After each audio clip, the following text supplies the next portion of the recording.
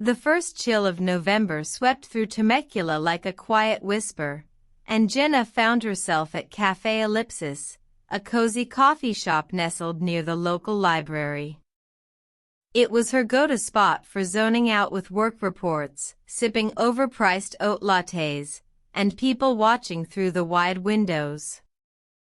She had just settled into her usual corner booth with a notebook and her laptop when the bell above the door jingled. She didn't look up at first. The clatter of a group ordering drinks, the grind of espresso machines, it was all white noise. But then, from the side of her vision, a voice cut through the hum. "Jenna?" She froze. It was a voice she hadn't heard in nearly 6 years, warm, a little deeper than she remembered, but unmistakably familiar. She looked up. Standing by the pastry display, holding a messenger bag and wearing a faded denim jacket, was Ryan Lynn. Her Ryan. Or, the person who used to be. Her breath caught for a second. She hadn't seen him since before her blind date with Aaron, before anything began. His hair was shorter, neater. He looked older but in a peaceful, self-assured way. "Ryan?" she said, blinking. He walked over, smiling, hesitant but warm. "Wow, I wasn't sure it was you. You look exactly the same." Jenna let out a small laugh. "That's either a compliment or a warning." He chuckled. "Definitely a compliment." There was a pause. An awkward one. The kind that only exists when two people know each other's past all too well. "You mind if I sit?" he asked. She gestured to the seat across from her. "Sure." He sat, placing his bag on the floor, and looked at her the way someone might look at a memory coming to life. "So," he said, "still drinking lavender lattes?" She blinked. "You remember that?" He nodded. "I remember everything." That statement made her stomach turn in a way she didn't expect. Was it nostalgia? Regret? Curiosity? "I've been back in town for a few weeks," Ryan continued. "Transferred with my company. Tech consulting.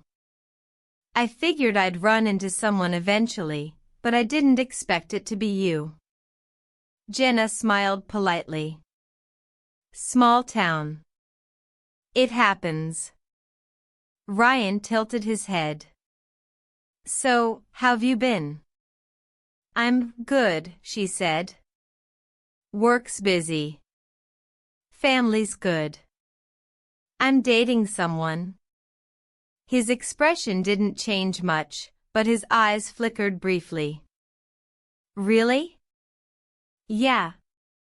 His name's Aaron." Ryan blinked. "Aaron Wu?" Jenna winced. "You remember him?" "Of course," he said, nodding slowly. "We haven't spoken in years, but, yeah." "You and Aaron, huh?" She tried to read his expression but couldn't. There was no anger, no bitterness, just a hint of something unreadable. "It started as a setup," she explained. "Neither of us knew at first. When we realized, it was awkward. But he's kind. Steady.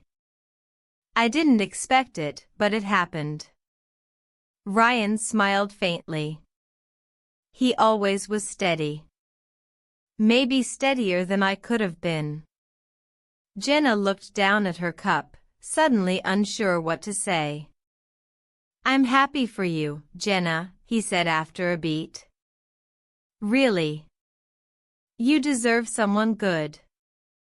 "Thanks," she said softly. That means a lot. He stood up. Listen, I should go. I've got a meeting. But it's really good to see you again. You look happy. I am, she said, and realized she meant it. He nodded, offered a small wave, and left.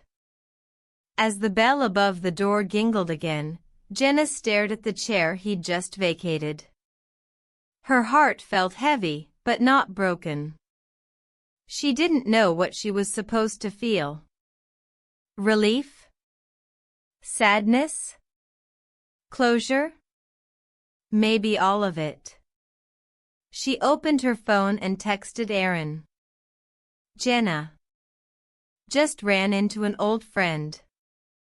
We should do hot pot tonight. I need something warm. Aaron, 2 minutes later. Say no more. Meet you at 6. I'll bring the spicy broth and your favorite noodles. Jenna smiled. The past had shown up. But her future was still waiting, warm, spicy, and steady as ever.